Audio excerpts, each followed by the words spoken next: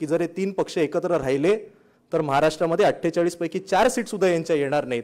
त्यावेळेला त्यांनी सर्वात आधी शिवसेना पक्ष फोडला की देशाचा कायदे मंत्री हा थेट सुप्रीम कोर्टाच्या जजनाच अँटी इंडिया म्हणून टाकतो। आता त्याच लोकांना घरोघरी अजितदादा आणि घड्याळ पोचवावं लागणार। शिवसेनेचे सचिव माननीय वरुणजी सरदेसाई यांना विनंती करतो की त्यांनी आपलं मनोगत व्यक्त करावं।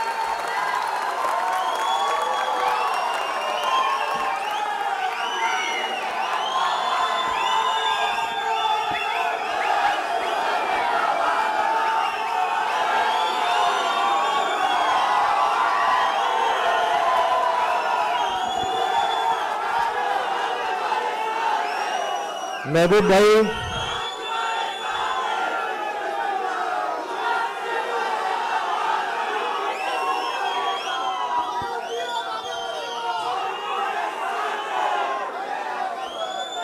अरे बोलू की तुम्हीच बोलताय, थांबा जरा। महबूब भाई, मला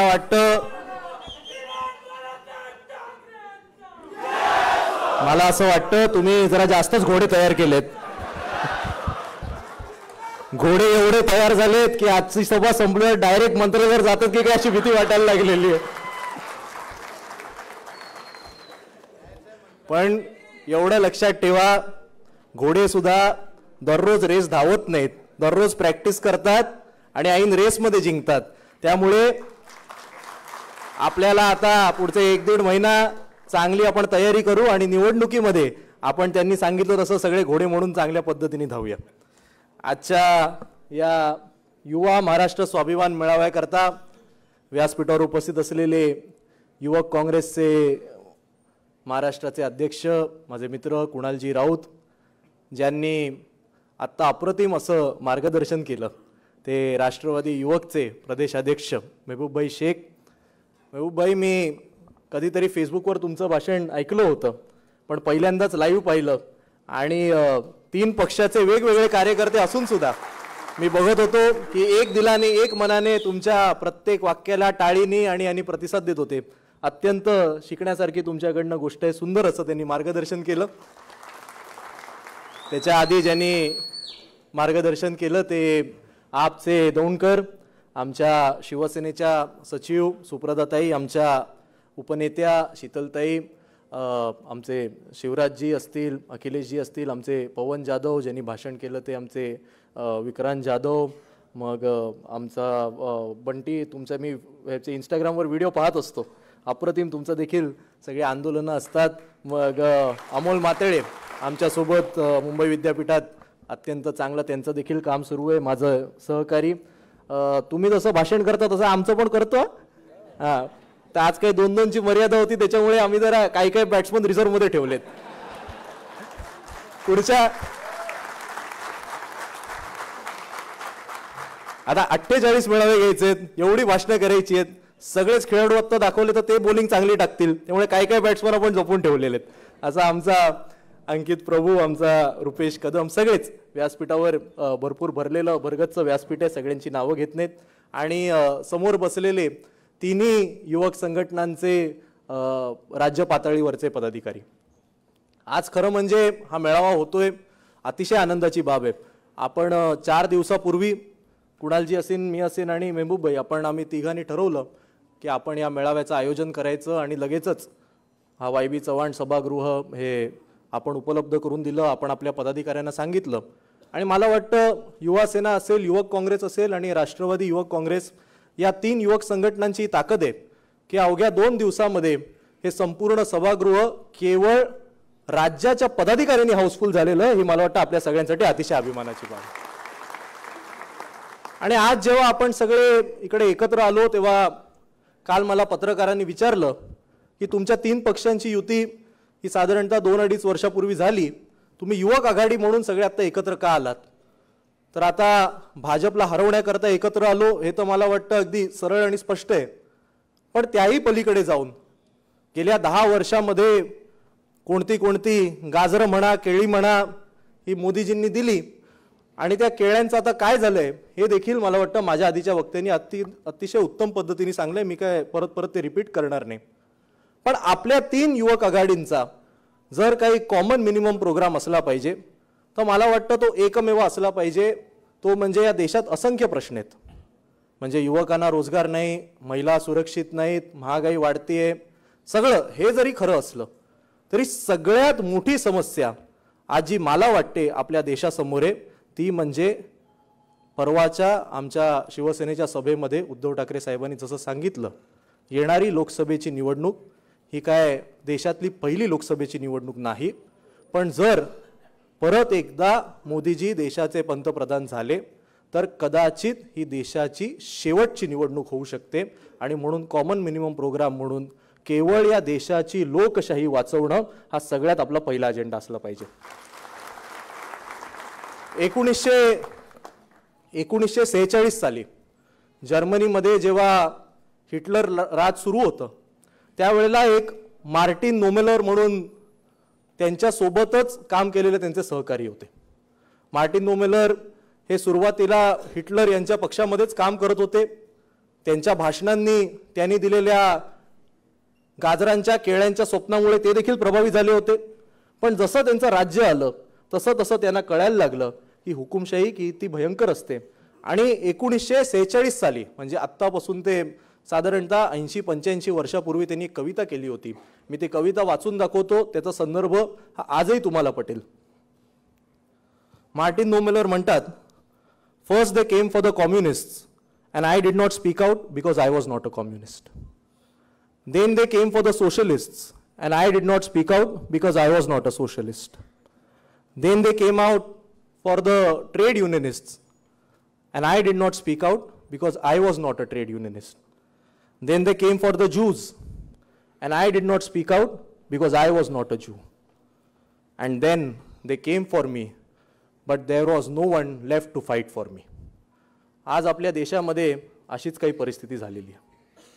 आज आपण पाहू शकतोय एका बाजूला मी म्हणालो तसं रोजगार असेल, असुरक्षता असेल, हे सगळे प्रश्न आहेतच, पण देशाची लोकशाही ही किती मोठ्या प्रमाणात धोक्यामध्ये आहे हे आपण साऱ्यांनी समजून घेणं गरजेचं आहे.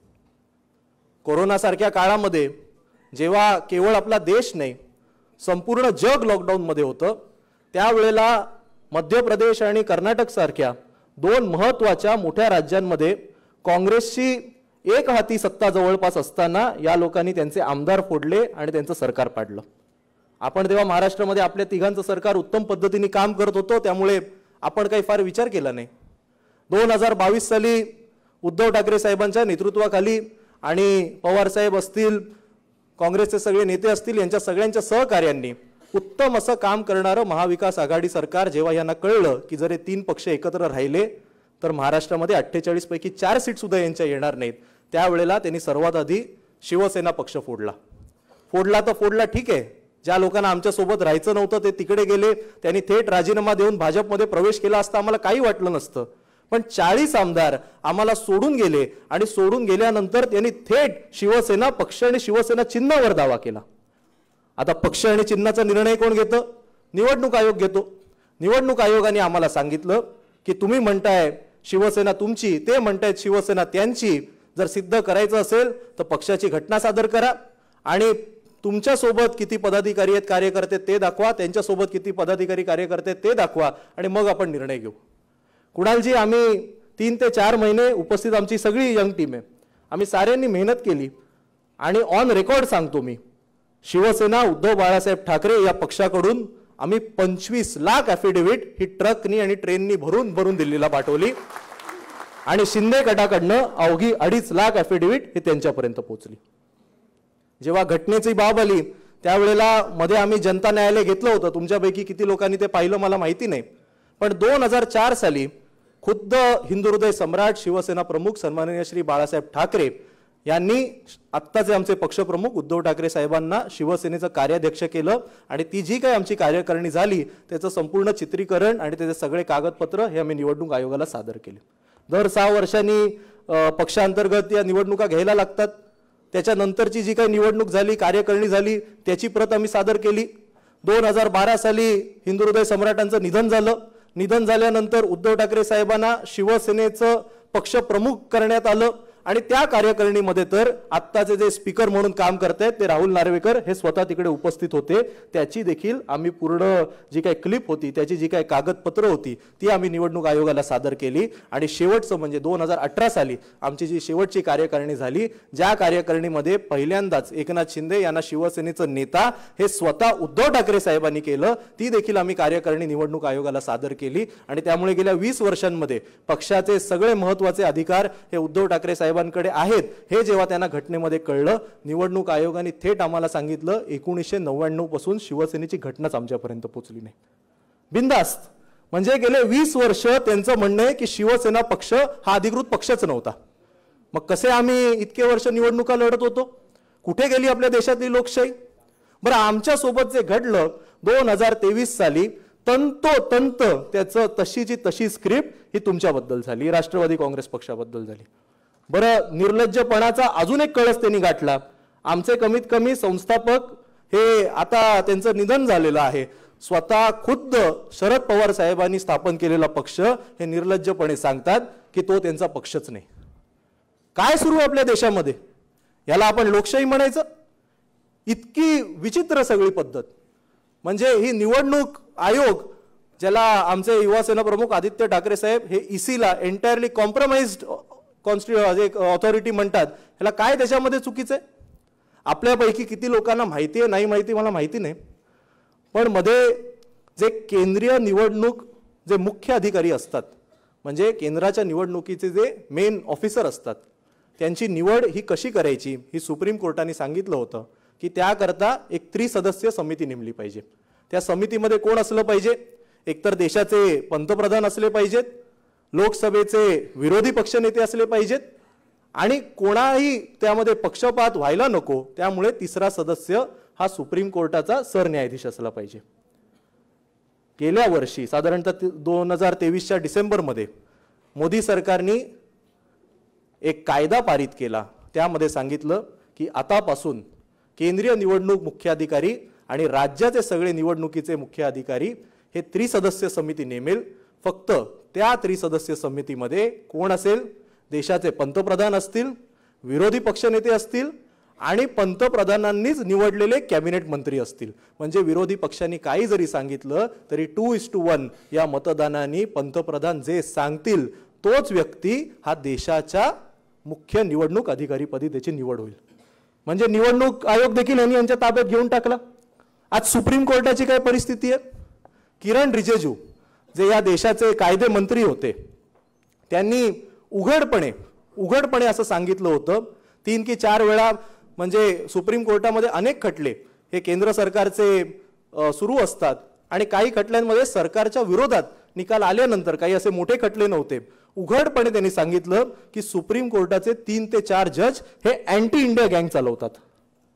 म्हणजे देशाच्या स्वातंत्र्यानंतर हे पहिल्यांदाच झालं असेल की देशाचा कायदे मंत्री हा थेट सुप्रीम कोर्टाच्या जजनाच अँटी इंडिया म्हणून टाकतो.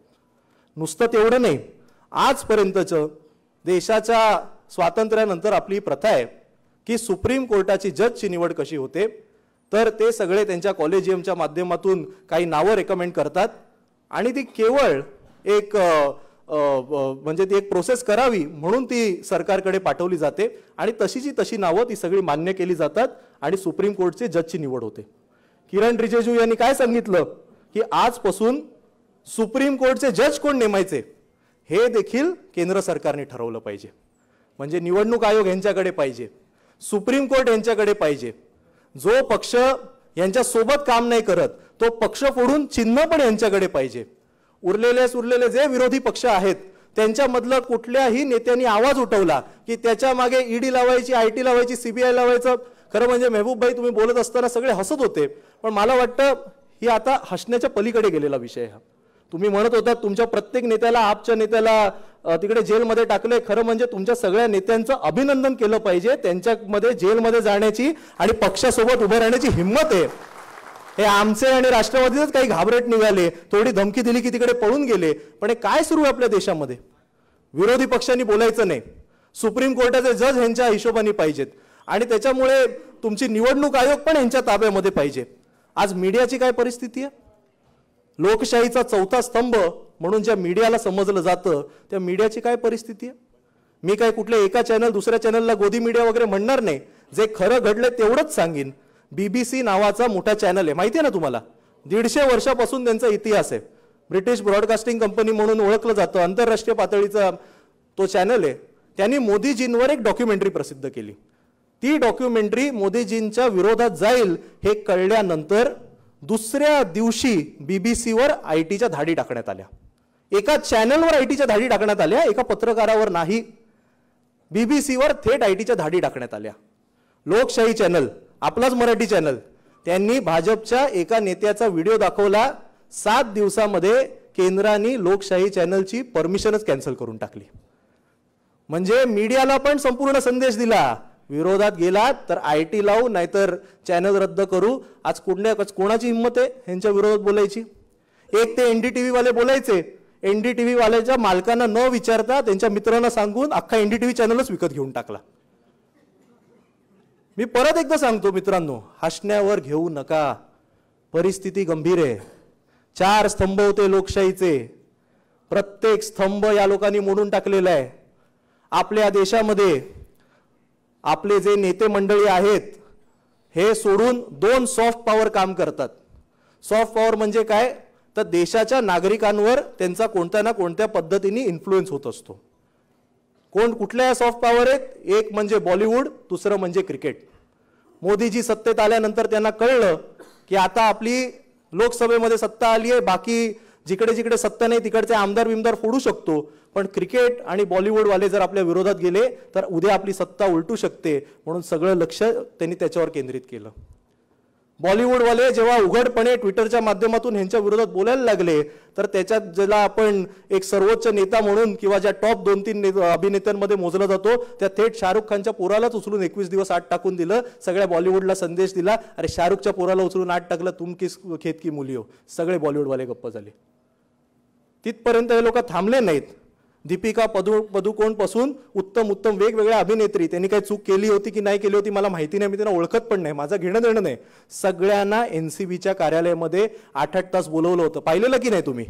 त्याच्यानंतर पहा अख्खं बॉलिवूड आता या लोकांनी फिल्मफेअर गुजरातला घेतलं, सगळे तिकडे जाऊन नाचतात. क्रिकेटचं तर काय केलंय तुम्हाला माहिती आहे. अमित शहाचे सुपुत्र ज्यांना हातात बॅट पकडता येत नाही त्यांना थेट अध्यक्ष बनवून टाकले. आज कुठल्या क्रिकेटरमध्ये हिंमत आहे भाजपच्या विरोधात बोलायचं. भाजपच्या विरोधात बोलले, थेट प्लेइंग लेव्हलमधनं गायब. ते पण हातात घेऊन टाकलं. कुठे चाललाय देश आपला. मीडिया वाकवून टाकली, सुप्रीम कोर्टाचं हे लोक ऐकायला तयार नाही, निवडणूक आयोग हातामध्ये घेऊन टाकला, क्रिकेट हातात घेऊन टाकलं, बॉलिवूड हातात घेऊन टाकलं. विरोधात तुम्ही बोललात तर तुमच्या मागे खोटे गुन्हे टाकले जातील, तुम्हाला बेल मिळणार नाही. आमचे सहकारी सूरज चव्हाण, आज त्यांची तारीख होती, जजच आले नाहीत. गेल्या 2 तारखेला जजच येत नाहीत, कशी बेल मिळणार. संजय राऊत साहेबांना 1 तारखेला बेल मिळाली असती, कधी विरोधी पक्षाचा वकीलच यायचा नाही, कधी जजच यायचा नाही. आणि अशा सगळ्या या अतिशय विचित्र परिस्थितीमध्ये आपण सारे लढतोय. हे मला वाटतं तुम्ही सगळ्यांनी अतिशय म्हणजे हिमतीने आपण उतरलेला आहात आणि हीच हिंमत आता आपल्याला कायम ठेवली पाहिजे. होतं काय की आपण सारे राजकीय कार्यकर्ते आहोत, त्यामुळे आपल्याला या गोष्टींची तरीफार माहिती असते. पण आपले जे सामान्य युवक आहेत, आपले जे मित्रमैत्रिणी आहेत, हे स्वतःच्या जीवनामध्ये एवढे व्यस्त असतात की त्यांना या सगळ्या गोष्टी जरी आजूबाजूला घडत असतील तरी त्या लोकांना यांचं ज्ञान नसतं, त्यांना हे सगळं कळतच नसतं. अर्धी आपले मित्रमैत्रिणी तर पूर्ण दिवस ते इंस्टाग्रामवरच अडकलेले असतात. मी देखील माझा 1-1, 2-2 तास जातात. त्यामुळे आपल्या देशामध्ये कशी लोकशाही संपून कुठेतरी हिटलरशाही सुरू होते हे जर आता आपण लोकांना समजून शकलो नाही तर आज जो आपला मेळावा होतोय लोकसभा निवडणुकीमध्ये परत एकदा जर मोदीजी विजयी झाले तर अशा मेळाव्यांवर सुद्धा कदाचित ते लोक बंदी घालतील. विरोधी तरुण एकत्र येत आहेत म्हटल्यावर बंदी, सगळ्यांवर पोलीस केस टाकून आपल्याला जेलमध्ये टाकून देतील. आणि म्हणून जसं मी म्हणालो, मी ज्या कवितेचा उल्लेख केला, 85 वर्षापूर्वी जर्मनीमध्ये ज्या वेळेला वेगवेगळ्या घटकांवर अन्याय करण्यात आले तेव्हा युवकांनी आवाज उचलला नाही, कारण ते म्हणाले माझा संबंध काय. आणि जेव्हा युवकांवर वेळ आली तेव्हा कोणच त्यांच्यासाठी लढायला उरलं नव्हतं. तशी वेळ ही आपल्यावर येऊ नये म्हणून मला वाटतं आपण साऱ्यांनी अतिशय गंभीरतेने यामध्ये आता लक्ष घालायला पाहिजे. कुठलाही नेता आज एक बोलतो, उद्या तिकडे गेल्यावर डायरेक्ट 180 डिग्री मारून टर्न मारतो आणि आपण हसतो. किती दिवस हे सगळं आपण हसण्यावर घेणार आहोत? आज आपण आपल्या या देशाला जगातला सगळ्यात युवा देश म्हणून ओळखतो, आणि जर हा युवा देश असेल तर युवकांची जबाबदारी आहे की या देशाला वाचवण्याचं.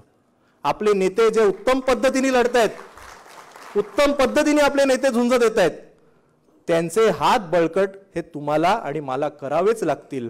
आणि म्हणून आज आपण ज्या या मेळाव्यांची सुरुवात केलेली आहे, असे मेळावे आपल्याला 48 लोकसभेमध्ये घ्यायचे, आणि या मेळाव्याचं एकमेव उद्दिष्ट असलं पाहिजे, तो उमेदवार शिवसेनेचा असो, काँग्रेसचा असो, राष्ट्रवादी काँग्रेसचा असो, पण त्या उमेदवाराला असं वाटलं पाहिजे की माझ्या प्रचाराकरता हजारो, 2000, 5,000 तरुण कार्यकर्ते हे माझ्या मागे उभे आहेत. माझ्यासमोर कोणी जरी असलं तरी जर माझ्या मागे 2-5 हजार राजकीय कार्यकर्त्यांची फौज असेल तर त्याचा कॉन्फिडन्स वाढला पाहिजे, आणि भाजप आणि त्यांच्या मित्र पक्षांना टक्कर देताना त्याची हिंमत वाढली पाहिजे. या एकमेव उद्दिष्टांनी आपल्याला पुढचे 48 मेळावे घ्यायचे. जिथे जिथे शिवसेनेचा उमेदवार असेल तिकडे युवासेना पुढाकार घेईल, जिथे राष्ट्रवादी काँग्रेसचा उमेदवार असेल तिथे राष्ट्रवादी युवक काँग्रेस पुढाकार घेईल, जिथे काँग्रेसचा उमेदवार असेल तिथे युवक काँग्रेस पुढाकार घेईल. माझी आपल्या सगळ्यांना विनंती आहे, आजच्या कार्यक्रमाच्या सुरुवातीच्या पहिल्यांदाच आपण एकत्र आलो, साहजिक आहे, सगळे आपण आपल्या आपल्या पक्षाच्या घोषणा देत होतो. यापुढे प्रत्येक घोषणा ही भाजप विरोधी आणि केवळ महाविकास आघाडीचीच असली पाहिजे. आपली एकजूट पाहून हे सगळे घाबरले पाहिजेत. आणि म्हणून अत्यंत उत्तम आजचा आपला हा मेळावा. आपण यापुढे जसे जसे मेळावे घेऊ, खरं तर आपण आजच्या या मेळाव्यामध्ये आप जशी आलेली आहे तसं आपण आपल्या इतर समविचारी पक्षांना देखील आमंत्रण दिलं होतं. कुणालजी, मेहबूबजी, माझी एकच विनंती आहे, आपला जो पुढचा मेळावा होईल त्यामध्ये एक संघटना आहे त्यांना आपण बोलवलं पाहिजे, ते म्हणजे भारतीय जनता युवा मोर्चा. कारण ते देखील मला पूर्ण खात्री आहे ते सुद्धा आपल्या सोबत या लोकशाहीच्या लढ्यामध्ये उभे राहतील. आणि नाही, तुम्ही मस्करीमध्ये घेऊ नका, खरी गोष्ट सांगतो. मी 2 दिवसापूर्वी BKC मध्ये एका रेस्टॉरंटला जेवायला गेलो होतो, आणि मला तिकडे एक भारतीय जनता युवा मोर्चाचा मुंबईचा पदाधिकारी भेटला, आणि मला म्हणाला की वरुणजी, सध्या तुमची संपूर्ण उद्धव साहेबांची, शिवसेनेची आणि महाविकास आघाडीची एक प्रचंड मोठी लाट आहे, आणि तुम्ही लढत राहा, अजिबात मागे हटू नका. देश जर यांच्या ताब्यात गेला तर काही खरं नाही. मी म्हणालो, साला तू तर त्या पक्षाचा पदाधिकारी, तू असं काय बोलतो, तुला काही यायचंय की काय इकडे? तो म्हणतो, नाही मी येऊ नाही शकत, माझ्या काकांवर ईडी आहे.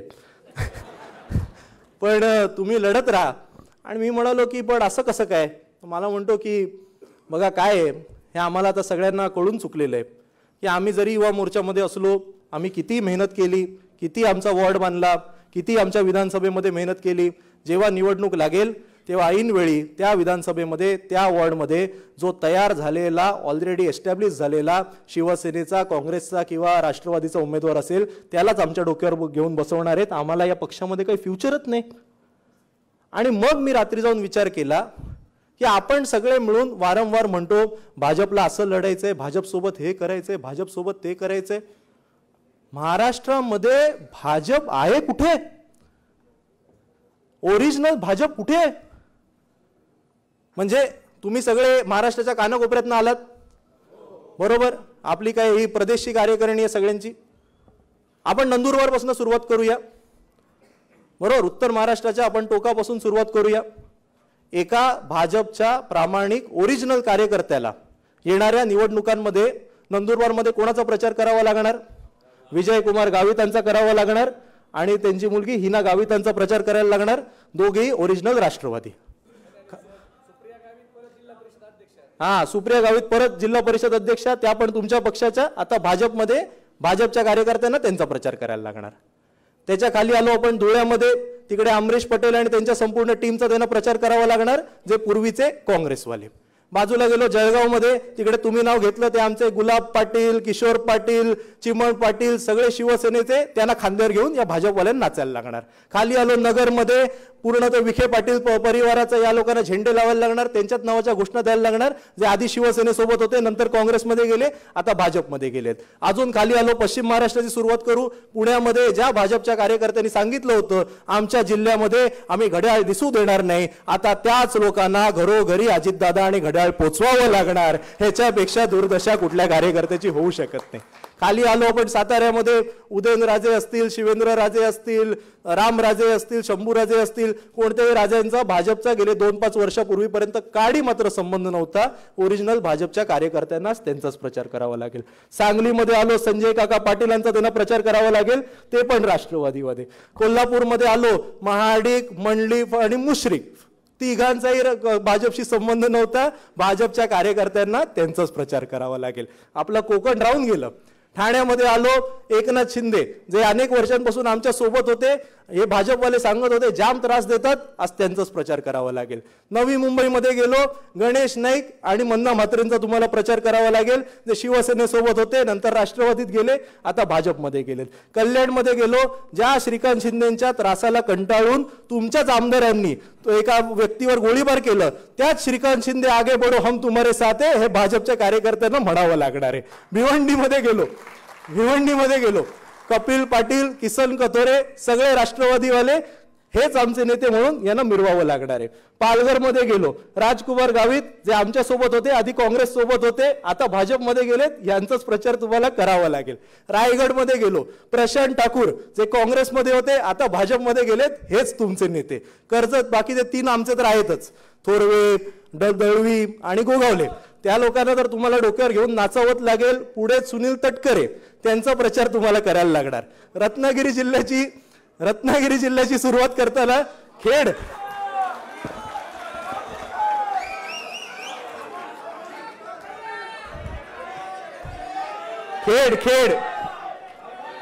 नाही ते सिंधुदुर्ग, थांबा, रत्नागिरी जाऊ आपण, येऊ त्यांच्यावर पण येऊ. खेडमध्ये ज्या रामदास कदमांनी असंख्य वेळा भर सभेमध्ये भाजपच्या नेत्यांना शिव्या दिलेल्या आहेत, त्याच रामदास कदमांचा झेंडा आणि त्यांचेच बॅनर हे भाजपच्या कार्यकर्त्यांना लावायला लागणार. रत्नागिरीमध्ये जे उदय सामंत काल राष्ट्रवादीमध्ये होते, आता शिवसेनेत आहेत, त्यांचा जयघोष किंवा त्यांच्या भावाचा जयघोष हा भाजपच्या कार्यकर्त्यांना करायला लागणार. सिंधुदुर्गामध्ये केसरकर, राष्ट्रवादी, शिवसेना आणि आता ह्यांचे नेते. आणि सगळ्यात मोठं दुर्दैव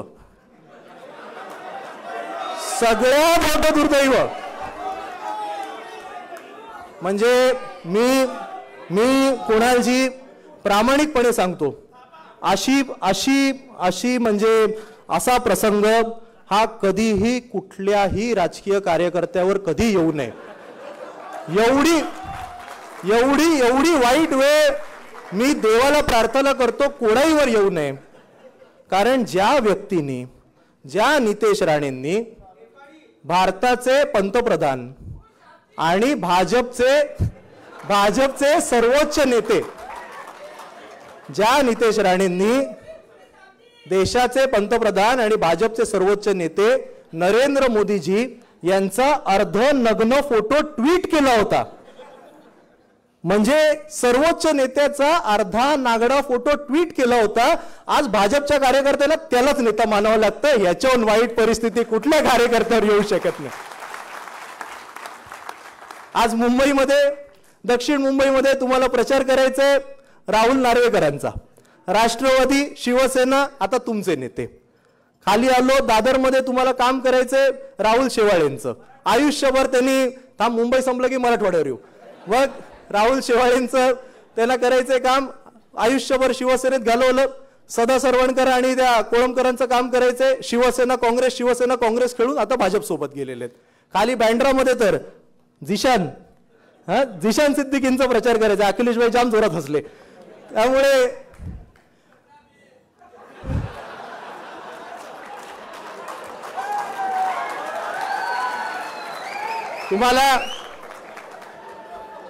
तुम्हाला पश्चिम उपनगरामध्ये प्रवीण दरेकरांचं काम करायचंय, ज्यांची पार्श्वभूमी शिवसेना, मनसे आणि ते भाजपवासी झालेले आहेत. पूर्व उपनगरामध्ये त्या राम कदमांचं काम करायचंय, जे मनसेमधनं भाजपमध्ये गेलेले आहेत. तुम्ही आता मराठवाड्याचं सांगू, संभाजीनगर पासून आपण सुरुवात करू. संभाजीनगरमध्ये तुम्हाला अब्दुल सत्तारांचं काम करायचंय, तुम्हाला अतुल सावेंचं काम करायचंय, शिरसाटांचं काम करायचंय, तुम्हाला भुमरेंचं काम करायचंय. ते सगळे काँग्रेसमध्ये होते, कधी शिवसेनेसोबत होते, भाजपशी काडी मात्र संबंध नाही. बीडमध्ये ज्या व्यक्तींनी खुद्द गोपीनाथराव मुंडेंचं घर फोडलं आणि जिल्ह्यामध्ये भाजप कशी संपेल याची गेले अनेक वर्ष रणनीती आखली, त्याच धनंजयराव मुंडेंना भाजपच्या कार्यकर्त्यांना आता डोक्यावर घेऊन नाचायचे। या लोकांना तुम्ही पुढे हिंगोलीत गेलात तर आमच्या सोबत असलेले शिवसेनेचे हेमंत पाटील आणि संतोष बांगरांचं काम करायचंय।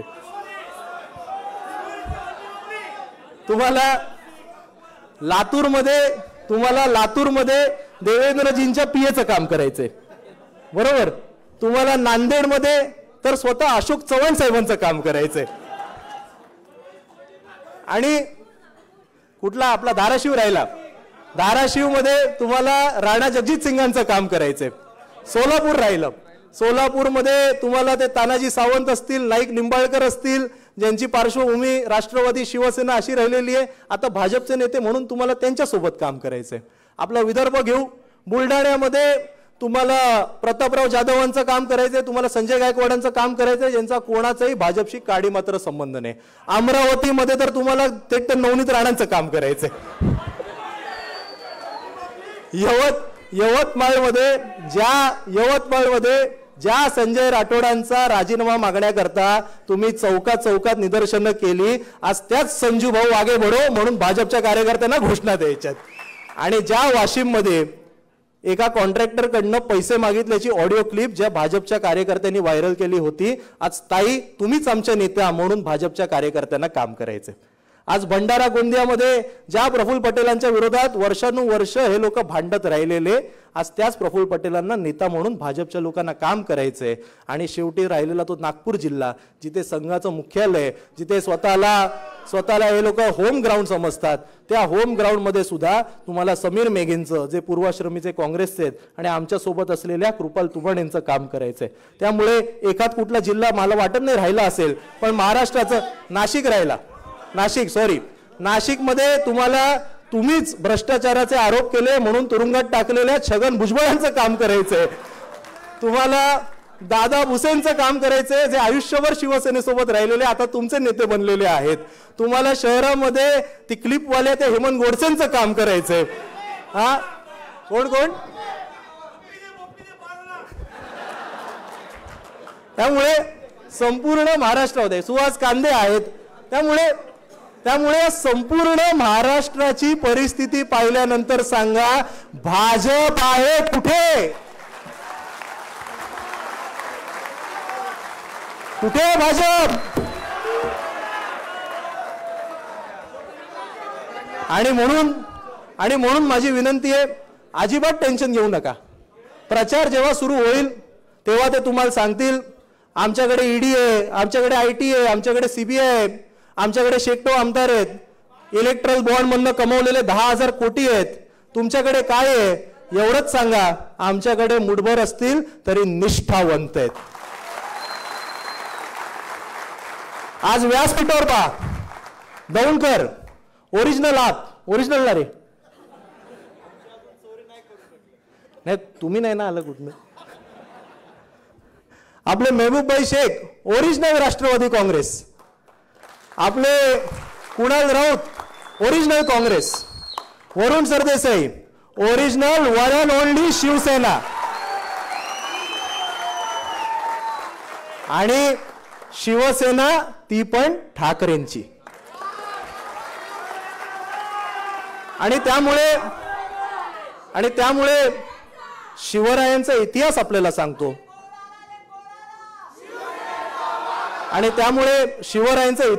सांगतो, की जेव्हा कधी युद्ध हे भाडोत्री सैन्यामध्ये होतं, सगळे त्यांचे भाड्यावरचे भाडोत्री सैन्यामध्ये होतं आणि निष्ठावंत मावळ्यांमध्ये होतं, प्रत्येक वेळी विजय हा निष्ठावंत मावळ्यांचाच झालेला आहे। आणि त्यामुळे या युद्धामध्ये सुद्धा देशाची लोकशाही वाचवण्याकरता सगळ्या निष्ठावंतांनी आता एक होण्याची गरज आहे। आणि म्हणून माझी तुम्हाला विनंती आहे की माझ्या आधी खरं म्हणजे तुम्हाला आता सांगूनच टाकतो, महबूब भाई तुम्ही घेतलेले सगळे मुद्दे मी बोलणार होतो, पण असं जरा प्रॉब्लेम होता, कुणाल भाई काय म्हणतात तेच मला बघायचंय, त्यामुळे म्हणून मला ऐन वेळी थोडा बदल घ्यायला लागला।